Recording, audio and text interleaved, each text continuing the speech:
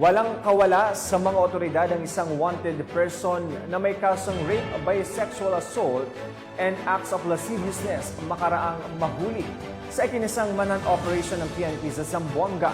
Ang report mula kay Pacho Woman, Gian Primativa. Ang isang wanted person sa kasong rape by sexual assault and act of lasciviousness sa sinagawang manhunt operation ng mga kapulisan ng Zamboanga City Police Station 3, katuwang ang TSC Regional Mobile Force Battalion 9. Kinilala ni Police Captain Mohalidin A. Layugan, ang officer in charge ng Zamboanga City Police Station 3, ang naarestong suspect, isang lalaki 55 taong kulang at residente ng Sitio Pilar, Barangay Bongao, Zamboanga City.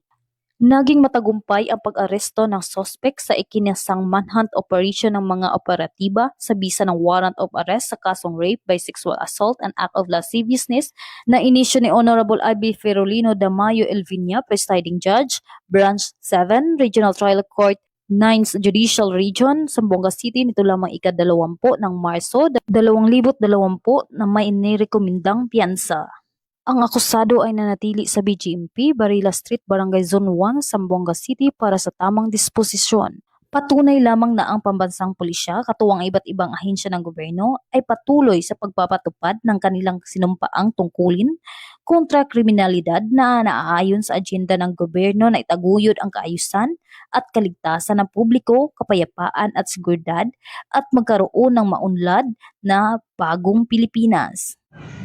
Mula dito sa Zamboanga Peninsula, nagbabalita ang iyong PNN correspondent, Patroluma Gian Primitiva, alagad ng batas, tagataguyod, balitang pulis.